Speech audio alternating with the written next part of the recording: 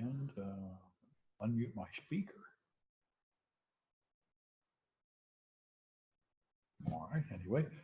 All right, so I have some news articles that I thought a lot of good ones.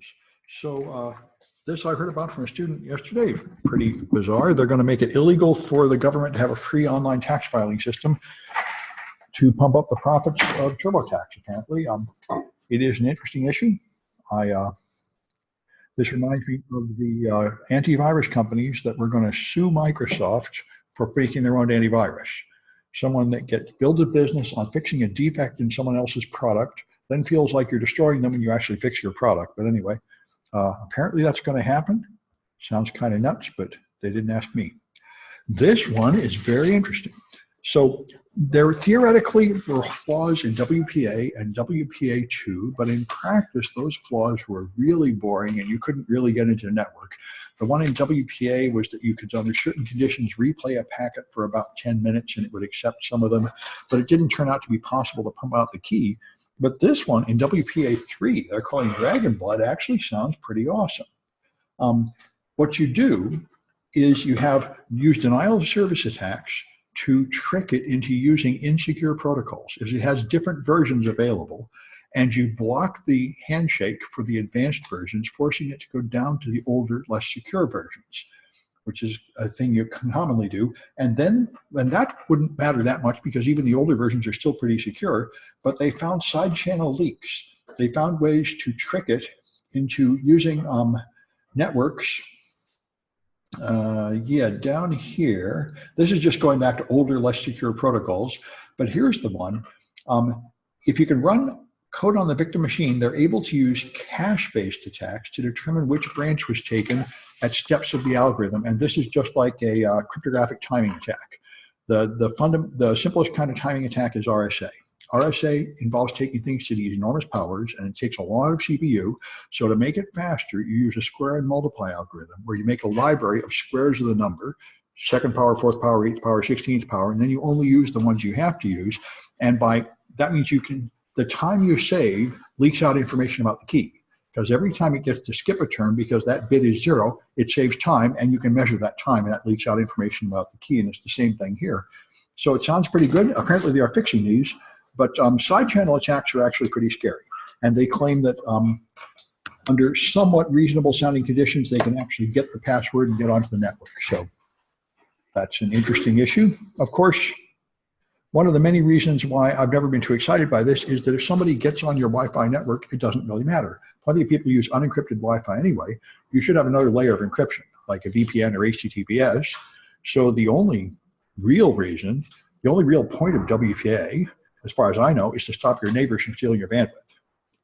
Anyway, if there are people sending unencrypted data over a wireless network and trusting WPA to protect it, then they're crazy, because as soon as it hits the wire on the other side of the router, it's no longer protected by WPA. That's why it's surprising to me that people get so excited about WPA attacks. WPA arguably should not really be necessary anyway.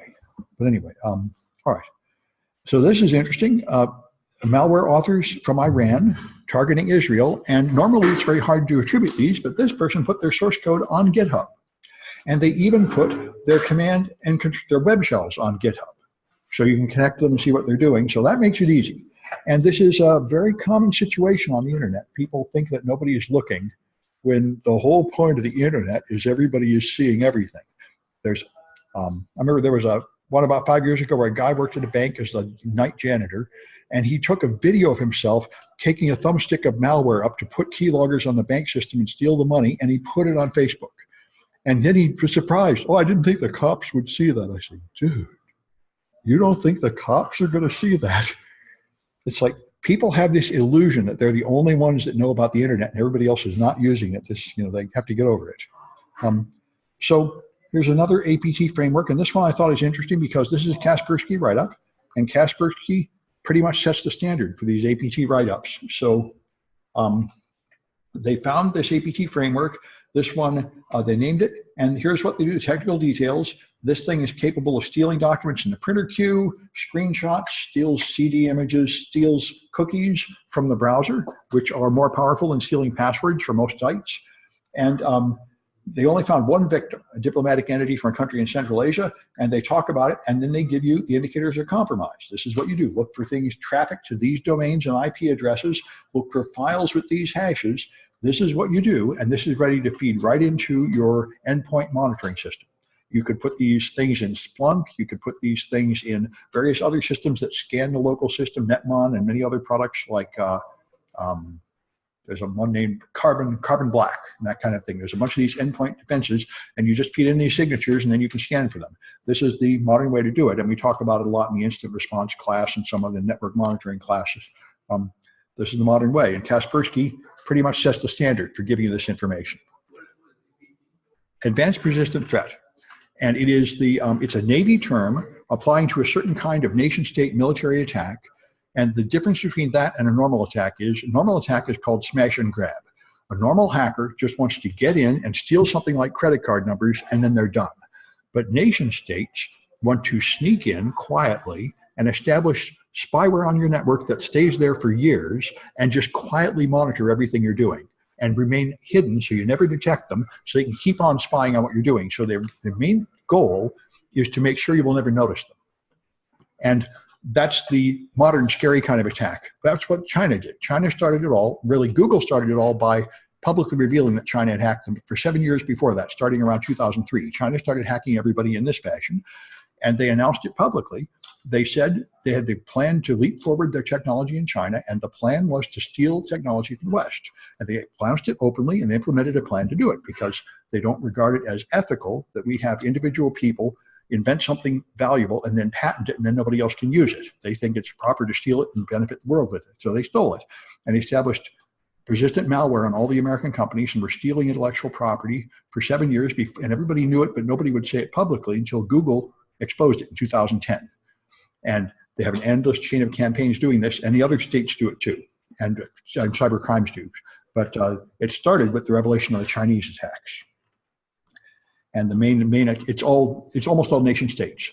There's Russia, North Korea, Iran, Israel, the United States, and China are all doing this to each other, right and left, and Britain. Anyway, so there's this stalkerware, which Eva Galperin has targeted lately, which is what people can buy to monitor employees and children to see where they are and what they're doing.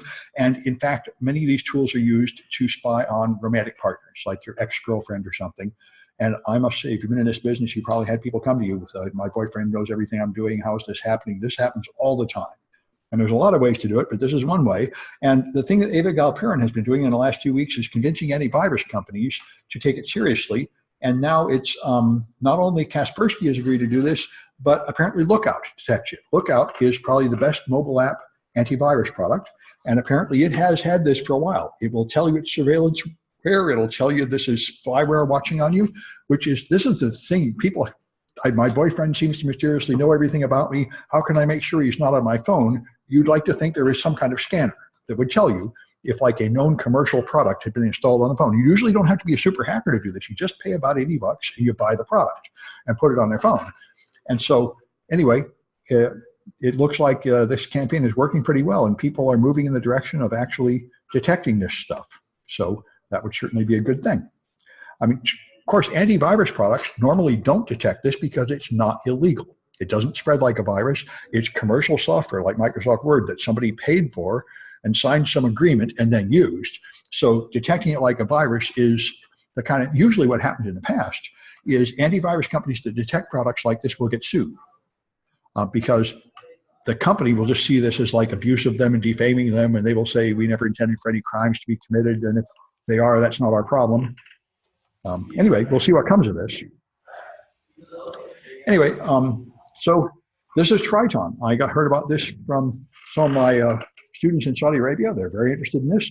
I heard about this, but now I hear more. This is the second attack from the Triton group, and these attacks attack industrial control systems, and they attacked Saudi Arabian oil plants, and the primary purpose of the attack was to make it to the safety systems and break them to physically destroy the plant and kill people, like a bomb. And they managed to stop both of these before people died, and these are coming from the Russian government, apparently. They both come from, they tracked them back to the Russians. So this is the stuff that people warned us about after Stuxnet. After Stuxnet, when we physically destroyed the Iranian new isotope separators. There was a bunch of people that said this is going to start the cyber war attacks where you physically destroy things and kill people with your malware, which is certainly possible. And here's another attempt to do it. And there was just another one of these detected. So again, here they have, this is FireEye's report. And so they have analyzed the components. And the interesting thing here is these guys took very common attack tools and modified them just a little bit.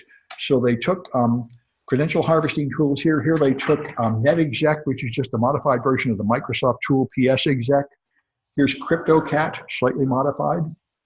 Then they took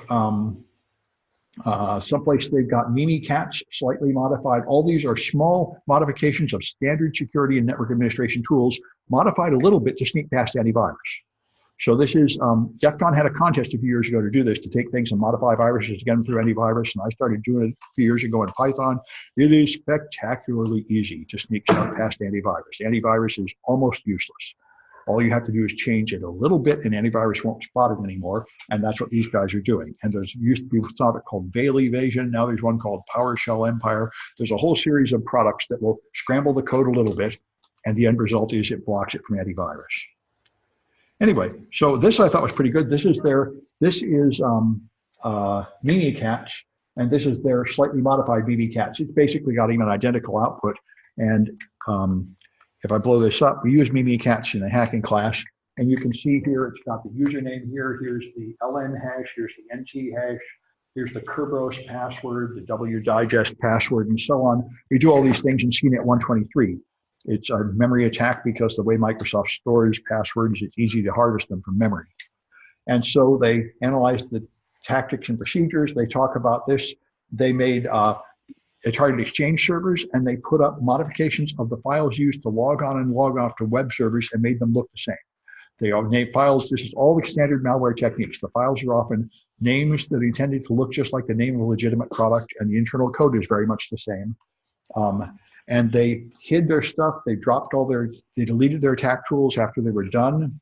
They renamed file names in the staging folder because if you talk about this in the forensics class, if you make a folder full of files and then you delete the files, there are artifacts left behind in the shim cache and the recently used apps. The shim cache, I think this is the one, it might be shell bags. There's a bunch of things used in Windows that remember what files have been in a folder. And one of these is the Windows registry entries that remember how big to draw the window and whether to draw the window details view. So even when the files are gone, there's still a record, like the frame of it, and you can still tell what's been out there. And they were hiding from those tools.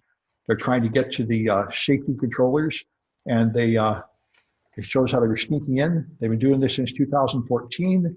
Here's this CryptCat product, which I haven't heard of, but I'm pretty sure this is a modified version of CryptoCat. CryptoCat is one of the first encrypted chat clients that got really popular. And I think they just took standard tools, modified them a little bit. And that's why I remember, I think it was Dave Kennedy wrote the first cross-platform Java-based remote control server, and a month later it was used in malware. And he complained, hey, they're using my code, they didn't give me credit. I said, well, you can't really expect malware authors to give you credit, and I'm not even sure you'd want that credit. But anyway, that's why people get surprised. Mimikatz just updated their tool to defeat the latest Windows Server 2016 defenses, and I was lecturing this morning about this, and I said, he said, isn't that illegal? I said, no, actually, in America, you don't get arrested for that. I mean, you can make an attack tool, and you can keep up every time Microsoft turns on a defense, 2 days later, Mimikatz has busted it again. And that's legal in America. I can understand how you might think that would be illegal, but it's not. However, tonight's homework might be illegal. I'm still thinking them over, but I'll show you. Anyway, so I found this insecure banks. I found some insecure Android apps to use for testing purposes, and I thought I'd use them, but they're so dull. They're not very interesting attacks. So I found my general rule remains true that the real apps that real companies make are far more interesting and far more dangerous than the fake apps that security researchers make to practice on. So let's get to that. By the way, let's mention this. You can sign up for Boss the Sock coming up on June. I signed up. This is the third series of Splunk contests. I did the first two and won them both, and it's a lot of fun, and I definitely want to be there, so I signed up, and you should sign up too if you're interested. No, I know it's face-to-face, and the closest it comes to near to here is San Jose. But after it's over, they open source it. And that's how I get the stuff that you were doing for homework in CNIT 50. So if you can't make it to the event, you'll see it 6 months later or a year later in my classes in some form, but it's more fun to be at the real Splunk event. All right, anyway, so let me start, I think, with the usual lecture, and then I will talk about the new homework, which is outrageously exciting, possibly too exciting. I've been thinking about it. I really think it's legal. We'll see if, and I think not only is it legal, I think the company couldn't care less. But I guess I'll start with that because it doesn't involve any new topics. It's what's on my mind. So I added a new homework assignment here. I wrote this for my Arabian class, and then I ported it back here. And so at first it was just a few challenges on top of an early project. But then I went back. Let me just tell you what happened here. This is the last extra credit. I called it A30, worth 55 points here. Okay, so now this is an app. If you've been doing the projects, if you've been doing the Windows version, you might have used this app. If you've been doing the Mac version, you probably didn't use this app. But this thing called Equity Pandit is an Indian stock market trading app. And it has many security problems, but the particular one that I put in the project is just plain text login. So that's nothing terribly exciting. You open this thing, go make an account, and you'll find in Wireshark that it has a post going to their controller, and in that post, you'll see their username and password sent in plain text over the internet. This is HTTP, it's not even HTTPS, so it's the usual pathetic stuff, which nobody should be doing. And so that's a pedestrian project. But then what I realized is I could modify this app. So you remember the university I showed you about 3 weeks ago, a university that had the most amazingly insecure app I've seen in years, where you get the entire database with everybody's passwords and credit card numbers and everything just by opening the app. Mind-boggling. So I thought, this doesn't do that, but if I reverse engineer it and point it to my server, I could change it so it does something like that, make a testing app to show it off. So I thought I was going to do that. So in the first couple of steps to do that, I made a couple modifications. So here's one, a modified version of the app, and so it goes to a different server. So you have to find a server it goes to. Then I hit a second flag inside that app that you have to find. And then I made another app that goes to another server, and it's a little bit harder to find the name of the server. So those are simple projects. And that's all I had at 7 a.m. this morning for my early class. But then I came back to it later in the day, and I started reverse engineering to make an API on the server in Python so I could get there. And I gave up on that because the actual app is much worse than anything I would ever have done. It's mind-boggling. So what I did was I looked for the stored password. And of course, they just store the password locally in plain text. Like, for all they're being idiots, they might as well go all the way and be idiots. By the way, I told them this stuff in 2016, and they don't even answer. So then I said, well, what have they done in the log? So I opened the log, and the password is just sitting there in the log. And I said, well, they did that too. But in fact, if you take a more careful look at what's going on here, you will realize that not only do you get the password in the log when you log in, but you can get in anybody else's account anywhere. And so the last challenge is to steal my password. I don't think I've ever had a project like this where your challenge is to steal my password off of a company's server. Most companies don't make it easy to steal someone else's password off the server, but here it is so easy, I feel bad about giving you that many points for it. I already cut it down from 15 to 10. It is amazing. It's just hard to believe. You just have to take a careful look at what you see in the log and think about it. And I looked at it and said, no, it can't be. And it is. I said, I highly recommend doing this project. This is just amazing. It's sort of like you see one bug in your house and you turn something over and there's a whole nest of them. It's just amazingly bad. And that's why I'm still thinking maybe it's illegal. I did send them another email, the same address they ignored 3 years ago, saying, oh, dude, this is even worse. But I mean, I could wait 30 days, but what's the point? I've already waited 3 years as well. Let's carry on. If they lock me up, then this will be considered a bad activity, but I really don't think it's a crime. That's why I did, my only concession to the legal issues here is say, please only steal my password. You will realize you could steal anybody's password. And you can be going in people's accounts and stealing whatever's in there. I hope to God nobody's putting credit card numbers. I didn't go in deeper into the app. Whatever's on that server is just blowing in the breeze. And I realized, at first I'm sort of shocked, but of course I said, this is the worst thing I've seen since, well, I guess 3 weeks ago. And it's the worst thing I've read about since like yesterday. Every day there's another Amazon bucket with 1 million wide open records of everything. I'm getting excited, but maybe I'm just wrong to get excited. I think this is just an ordinary day. of just some mind-bogglingly insecure product just throwing data and blowing it in the breeze. We'll all visit you in the Hooskow. I appreciate the thought. Yeah, okay, good. I appreciate it. I don't think it'll happen, but that's why I have a lawyer and stuff. I don't think this is illegal. Anyway, I put this sentence there to try to cover me. We'll see what happens. Anyway, so let's go down to the usual stuff here. Now we're down to the last chapter of this stuff. And so we're down to the last few attacks and then how to infiltrate user data. So JavaScript interfaces. This is a system used in the Xperia device, but this is a general problem of both of websites and Android devices. This is why if you go to any kind of website now, and it should be happening now, this is Firefox. And so if I go to, say, one of my insecure sites like this one, it should, yeah, this is the one that's already been hacked by Caitlin. Yeah, it said it was going to pop up a warning, but I guess not. Let's see if any other browsers. A month or two ago, all the browsers said they were going to start warning everybody that used insecure sites. All right, let's see if I can find Chrome. I don't use Chrome anymore because they made it so irritating, but I do have it. And if I go to an insecure site in Chrome, yeah, it puts this message, not secure, to try to make you not use it. It's not enormously obvious or irritating, but the point is just viewing a normal static website or HTTP is now considered an unsafe activity. And even 2 years ago, a lot of people would have complained and said, oh, it's all right as long as you're not logging in or anything, but it's not all right. And this is why, because if you go and load any page over HTTP, then I can intercept it anywhere and I can add code to that page on the wire, and your browser has no way to know that happened. So I can add extra code to it, and that's what this thing does. Drozer works with Burp. You run Drozer, it hosts a web server and has malware in it, and Burp injects an iframe to download the malware. So it puts a link to it and downloads JavaScript malware, and there's a JavaScript Drozer loader, which installs Drozer. So just being able to modify the page means I can put malware on your phone. And this is essentially what Beef does, the browser exploitation framework.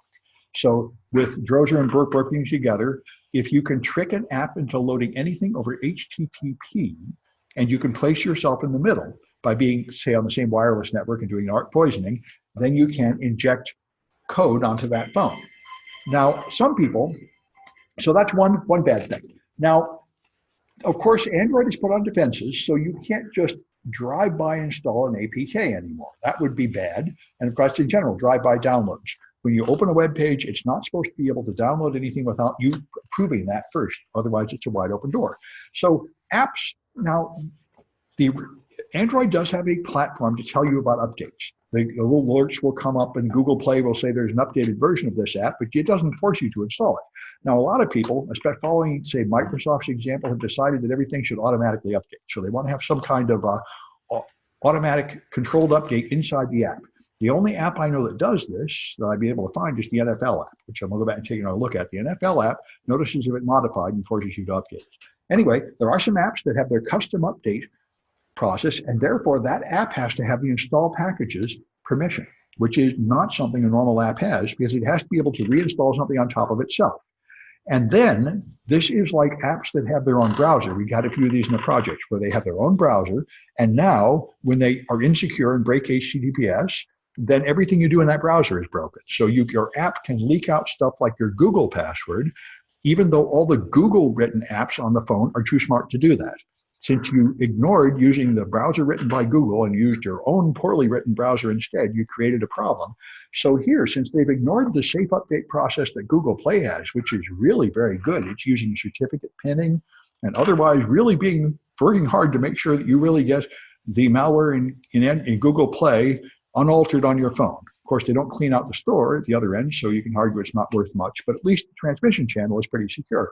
But these guys now decide to give their app permission to update, and then they'll do something stupid like download it over unencrypted HTTP, so anybody can just modify it and add malware to it on the way down. So that's good, clean fun. And so you can just run Drozer, and it will have APK. And so at first it's got to add the APK into the update. So when the app thinks it's updating, it's installing malware. Then we have to run the malware. Now, one way to run the malware is to just inject Bowne intent. You put an iframe on a page with the PWN scheme in front of it, because that's the scheme defined by the Drozer agent, and it's listening for that. If somebody tries to open a Bowne page, that launches Drozer. So you just inject some code that loads it, like this here. This is what Drozer has. Anyway, so here's another one. Samsung had a universal MDM client. MDM is mobile device management. This is all the rage. I've got an old project where you set up the IBM mobile device management framework, and I should probably put it in this class at least for extra credit. It's not enormously exciting, but this is what you really have to do at companies. You install a special app on every phone, and you have a central server somewhere, and now you can tell where all the phones are, remote wipe them. You can tell if they install forbidden apps, just like we have Windows machines in the domain controller. You have company policies for all those company devices, and you have some way to track them and know if people are obeying your policies. That's what mobile device managements do. And Samsung put an MDM client on there, and the MDM client defined a new scheme, SMDM, and it listens for signals in that scheme. This is presumably, so this would be a signal coming from, say, your management, probing the device to see if it's breaking my company policy today. Let's probe my device or something like that. But it turns out they wrote it very badly, so you can install any software. See, they use these intents to install software. You can push software with the mobile device management, just like you can from domain control. You can say, we have decided that every phone needs to have a security update, so we will push it out from our central point, and every phone will automatically get it. So it is normal that your mobile device management system has the ability to push software onto the phone, but you would like to imagine it would do it in some secure way, and this one doesn't. It does it. Any URL you put there, it installs that over HTTP and puts it directly on the phone. So that's the usual nonsense. It pops up this box saying an update is here, and you click OK, but that is the box you see even if it's loading something that is not equal to the mobile device management update like it should be. So you can, this is a good social engineering trick. I can just install malware in this box. People will be able to have it. Oh, the boss wants me to click OK when I see that box. So, all right, so you can improve the dive-right download. There's two other ways to put on malware on the phone. You can use social engineering to trick people into overcoming Google's defenses, or you can use a zero permission app. A zero permission app shouldn't be able to do much of anything. But because of defects in the operating system, you can often do things with an app that has zero permissions. So drive-by downloads, like I say, there are websites that try to automatically download things, and browsers and operating systems are constantly being patched to prevent this. I remember one of the fun ones came out about 6 years ago in Safari. When Safari came out, I think for Windows, if you just tried to download 5 or more files on a website, it would just download them without prompting the user, because it was reluctant to pop up 5 boxes and irritate the user. So if you tried to download a lot of files, it would just do it without asking. So that was pretty brilliant. Anyway, they patched that, of course, after that became known. So what you do is you go to a website, it tries to download something, but it's going to pop up a box like that MDM box. So you give them a message saying something, you get them to put it on, app update required, missing plugin. Now, again, by default, Android will only let you install apps from, say, Google Play. But you can turn that off just like on your Mac. It used to be unknown sources you turn on here in earlier versions of Android. In the latest version of Android, when you try to install something, it will say, for your security, your phone is not allowed to install unknown apps, and you have to go to settings, and then you say allow from this source. So in both cases, you can totally allow it, but it does warn you, and this is your last chance to notice something bad is happening here, so you have to somehow convince them that this is a good idea. Now, once you have installed the malware, how do you launch it? Well, one thing you can do is you can put this permission in the manifest of your app, which says, I want this app to automatically launch on reboot. And this is something you see on Windows. Ever since Windows 98, all these things launch every time you reboot. It slows down your reboot, fills up your taskbar with little icons. And this is the old-fashioned way to do it. That's one way to do it, but modern phones won't let you do this after Android 3.1.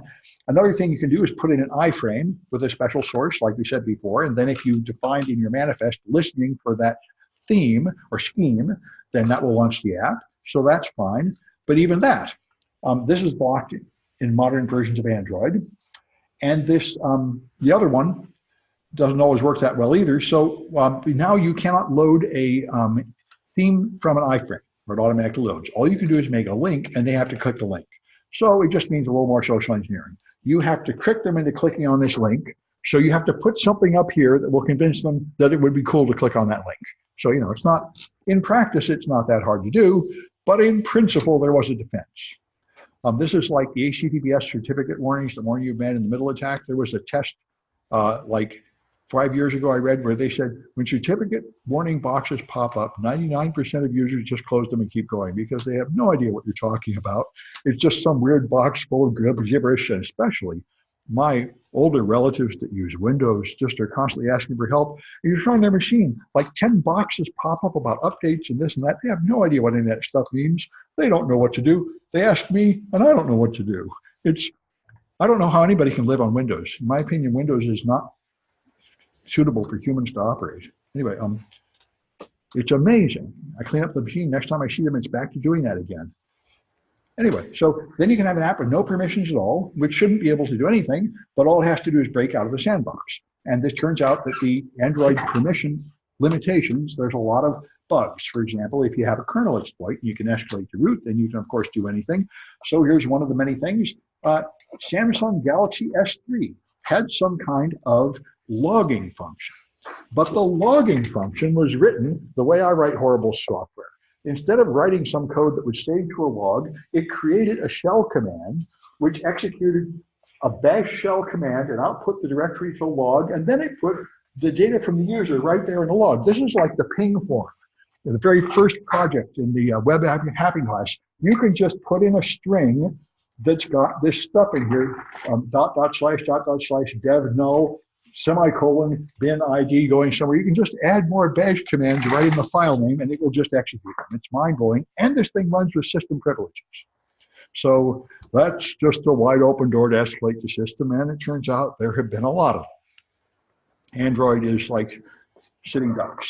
Then there was object input screen. This was another one that lets you do privilege escalation because it didn't check to see if the object being deserialized was really deserializable. There was a whole series in the last 3 or 4 years of endless serialization bugs.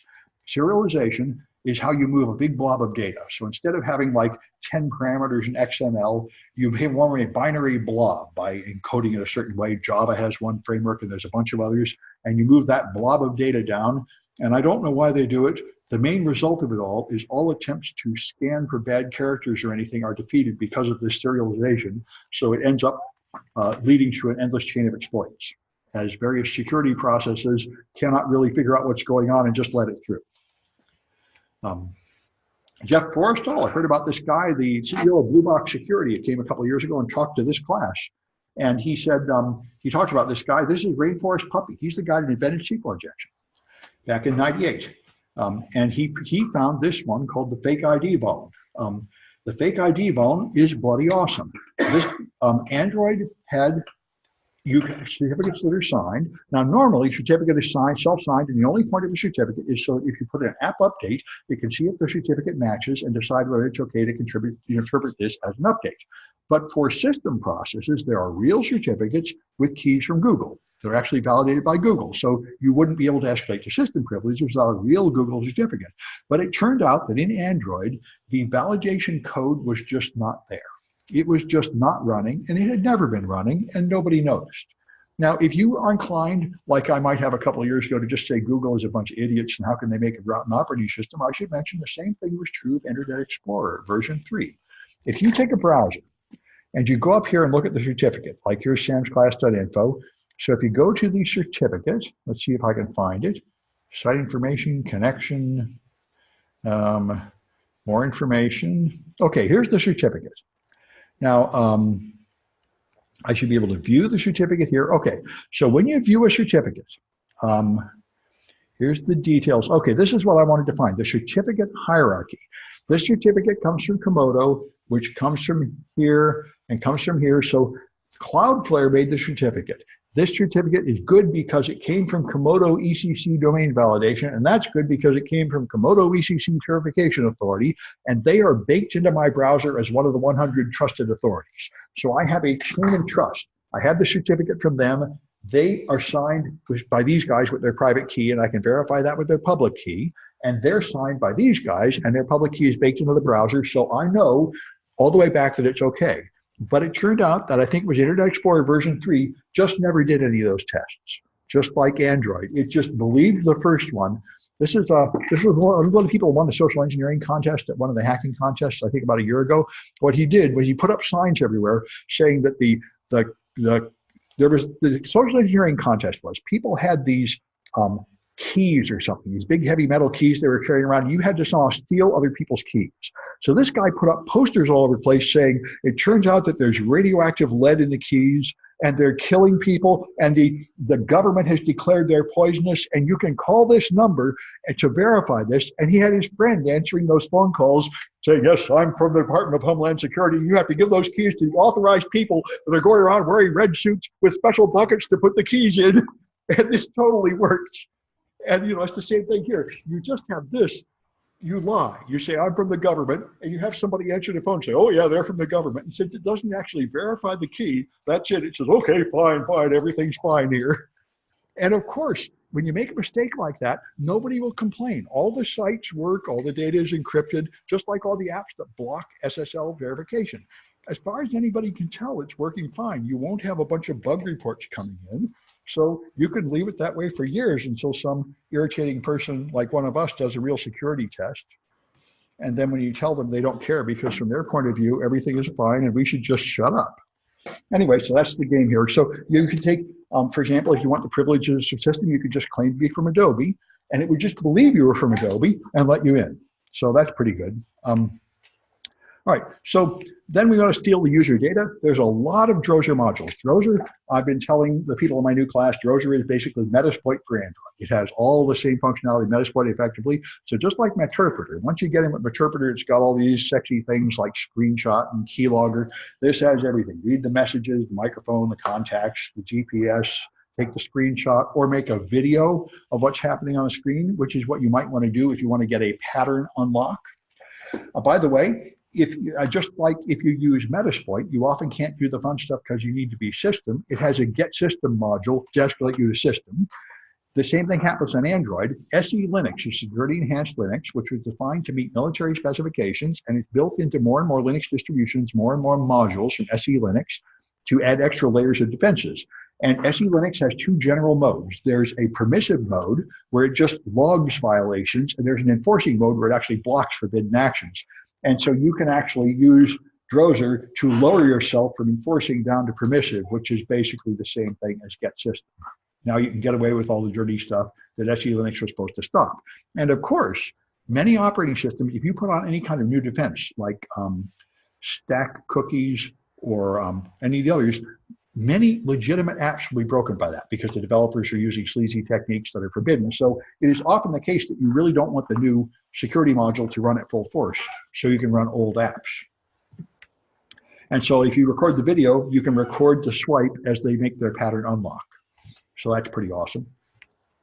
Then you can steal data from the SD card. We already did this in a project where you stole photographs off the phones running that file explorer. But it's the same kind of thing. On earlier versions of Android, everything had access to the SD card, so all you had to do was get any foothold on the device and you could read it. After that, you have to have read external storage permission. And if you want to steal Wi-Fi keys, they're just sitting in this thing called wpaSupplicant.conf. I tried my emulator, but my emulator doesn't have the ability to really see in Wi-Fi networks. All it can see is a simulated Wi-Fi network with no security. So this is another reason why I really need to start using my real devices. I've been distracted by other outrages, but whenever other things cease being so exciting, I'll get back to hacking my real Android devices again. But anyway, so then there's user accounts. There are SQLite databases just sitting here called accounts.db, and in more modern versions of Android, they're called accountsce.db, but they change the name every couple of versions. But these are SQLite databases that contain account information. So I went and looked at it. This is where, remember, if you use your Android phone, once you log into like Google Play, it will, every time you connect to any Google thing, it'll say, do you want to log in with that account? It remembers who you are. When you first boot up Android, just like Apple, the first thing it wants you to do is put in a Google credential, and it will remember that forever, and everything will be based on that. This is where it stores it, in this account DB. But, so you see here, it has, it creates a table with an integer, a name, a type, a password. But the password is not really a password. It's just a long random cookie, and it has been for a long time in Android. It doesn't store plain text Google passwords. That would be horrible. And it doesn't do that. This long blob of stuff is just random numbers like a cookie. That's what it should do. But other processes on your phone might store plain text cookies in there, and one of the major offenders is email apps. I knew a forensic examiner, and here's an ethical issue for you. This is a fairly common tech support problem. Some parents came to him and they said, our son was in the military, he just got back, and then he killed himself. And they're trying to figure out what happened and find out, like, why did he kill himself? And so they want to read his email, but they don't have his email password.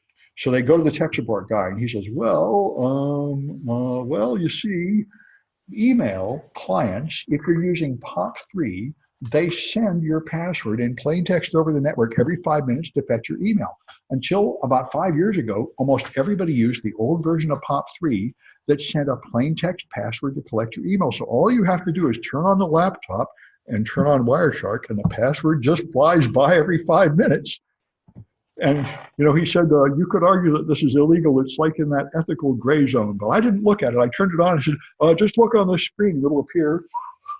I'll be back. Gee, did you get what you want? I'm glad you're happy now, but I technically didn't commit a crime. But I don't know. Anyway, this is where you hit these issues. But anyway, that's an issue. And so, this means in order to use the old protocol, it really has to log in with your password every 5 minutes. So it has to store your password somewhere. So that's where it stores it. It's got to have your password stored in plain text somewhere on your phone, or with reversible encryption. So Microsoft had a system like this too, which was still out there for the same reason. If you have old protocols, you really need a copy of the password, and that is a terribly unsafe thing to do, but you have to do it for a lot of functional features. Nowadays, there are other kinds of protocols that wouldn't transmit it over the wire, but you still have to have the plain text password around. Anyway, that's the game here. You talked about this before. If you have a gesture login, there's a key file here, which contains some kind of encoded version or hashed version of the gesture. And it turns out there's a web page. You can just download this software and it will decode that file. And we've done this before. You have a password file. We've already got a project where you write some Python scripts and break into that. So we know these files can be reversed. The clipboard is on there. Now, the normal clipboard is how you move data from one app to another. And since every app can see it, your malware can see it, steal data off the clipboard. And the number one app that uses the clipboard is your password manager, because it has to somehow take your password and put it in the browser. So that's pretty exciting. And what's even more fun is, for some ungodly reason, people like Samsung have decided to make an extended clipboard that stores the last 20 items. This is like the cop's best friend. You know, the policeman's best friend is Dropbox.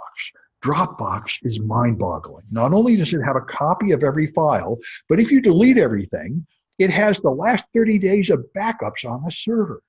So it's got everything you did for the last 30 days, including all the stuff you deleted right before we caught you. So that's the good stuff. It's like wonderful. And this is the same. That could be more convenient than just having all the clipboards back for 20 versions for no apparent reason. Now here's another good thing. Suppose you're popping up a box and the user's supposed to click on it. You can't convince them to click on it. Well, why don't you just click on it for them? How hard would that be? That turns out to be really easy. There's a thing called input, and you can just input touchpad, joystick, keyboard, anything you like. And this really worked. I tried it earlier today. In fact, I think, let me bring up my phone. This one's good fun.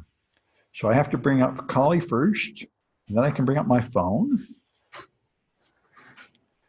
All right, and this is running on the latest version of Android too, like almost everything I'm doing, because nothing seems to have changed.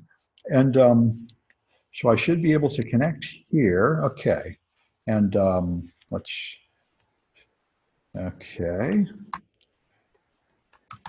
that gets me into Android. That gets me into Kali rather.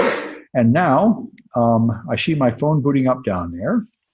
So let me make this bigger. Okay, so now that my phone is booted up, I can do net discover, and it will scan my network and do an ARC scan, which is extremely fast. And so it finds 3 VMware networks and one that's not VMware. That's my Android phone. So that's the one to connect to. Okay, now I can send data to my phone. So let me get a fun page open. I'm going to get, I'm going to log in. Hey, come on, stop messing with me. Okay, I log in, and I'm going to get the page of all apps, and see that Drozer agent there. Suppose I wanted to launch Drozer from here. How hard would it be? Well, it turns out to be pretty easy. So here's what you got to do. First, you have to find the window. So it's ADB shell dump sys window. Now the book grepped for something, but the names of things have changed a little. So I'm going to start with just this, ADB shell dump sys window. This will give me a whole bunch of data about the window, including one thing I can get here is the size of the screen, and that's it right there. It's in several lines here. If you want to zero in on it, you can grep screen, not screen, but creen, because you don't know if the S is going to be capital or not. And then right here is one of the places it shows up, but there's a lot of places where it shows up. This tells you how big your screen is. So my screen is 1536 across and 1952 wide.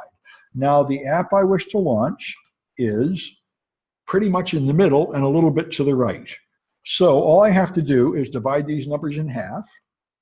So half of 1536 is 750 plus about 20, about 780, 790. That'll get me a little bit to the right of halfway, call it 800. And this is about 1,000, maybe 975. So 800 and 975 should do it. And so that is ADB shell input tap, 800 and 975. And it launched Drozer. This is the first thing I tried, and it worked the first time. And I tried it earlier, so it should work now. There you go. That's Drozer.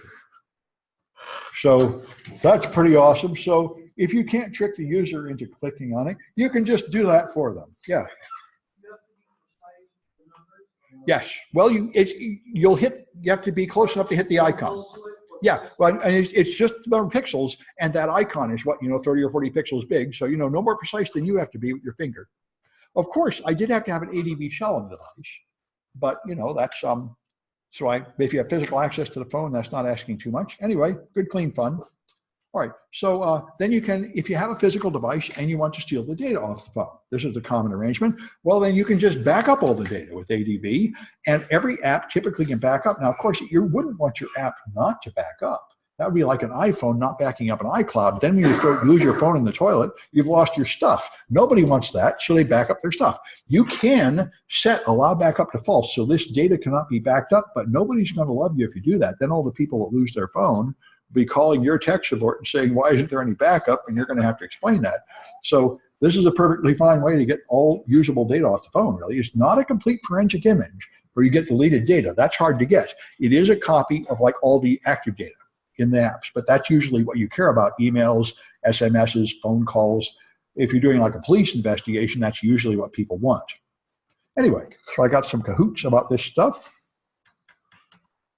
How about those data graph? Is there a software to load it up into another? Oh yeah, yeah. If you get, say, Internet Evidence Finder or Black Bag Security, or you get Encase or FTK, all of them will harvest the data and then present it to you in a nice tree structure directory so you can search through it. And there are open source tools that do it too. But load it up into another phone. Oh, I haven't seen tools that load it up into another phone. Although there are ways to clone phones, and they can do that. The main use I've seen is most examiners just want to see it, so they want it on a computer. No, you want backup. You want to load it up into. Well, yeah, you can totally do that. For example, if you have an iCloud backup, you can restore that onto a phone with the system. And I think you can do the same thing with Android backups. I haven't done it. That is, of course, the primary use of it is for people who lose their phone. They get a new phone, they log in, download all the stuff. Yeah. Okay. Anyway, good.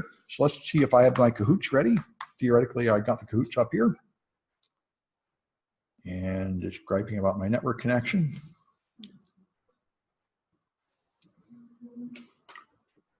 And besides Firefox, what do you recommend as a browser?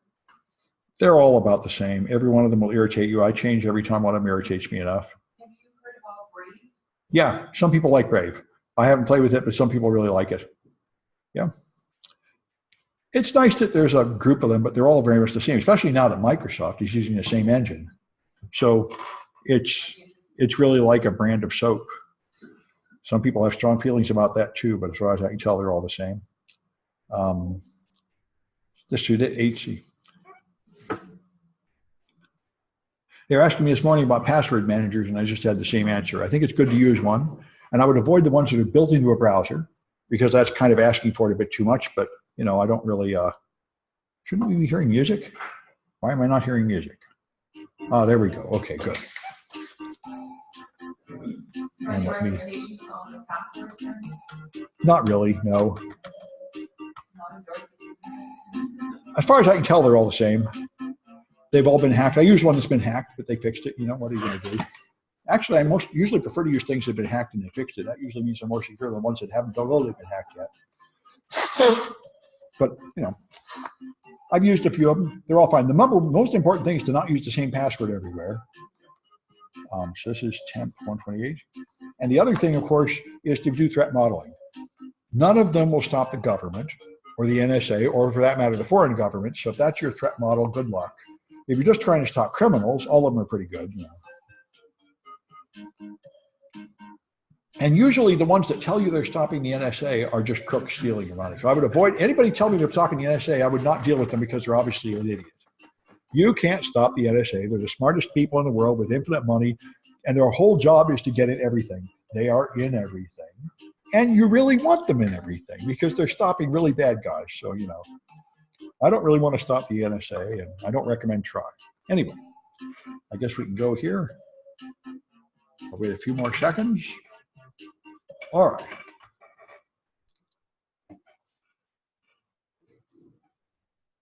So what content should you be loading over HTTP?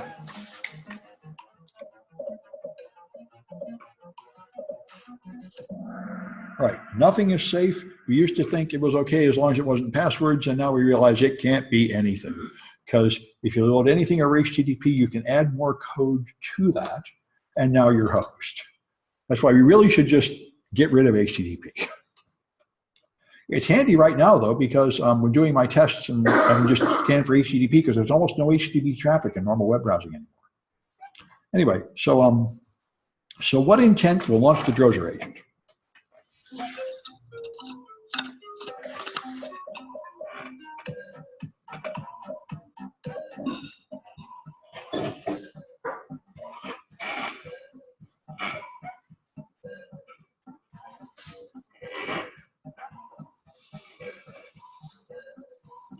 Okay, that's Bowne. Just like Metasploit, they use these jokes, so Bowne will launch it. Okay, which method lets you do privilege escalation in Android 4.4?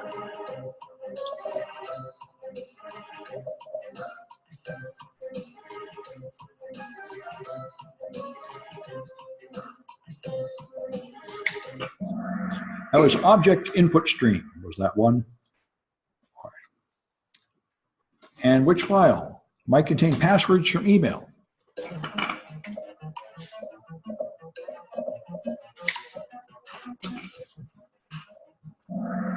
Okay, that was accounts.db.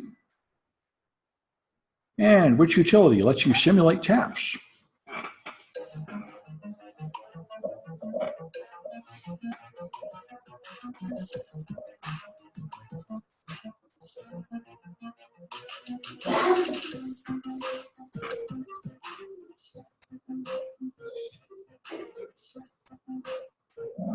The input utility included with Android for our convenience. So it's Jeff, M, Nodes, and Anton, which I think those are real names, so that's good. And these are cahoots from 41019, CNIT 128. All right, so that's it for this chapter. And I've talked about the homework. So I guess I've got nothing more to say unless there are any questions. I'll just stop to share and go upstairs and help anybody who wants to work up there. I highly recommend doing the new extra credit project. It is basically the whole course in one project against a real company stealing real data. It's pretty awesome. It is far, far easier than it should be. Anyway.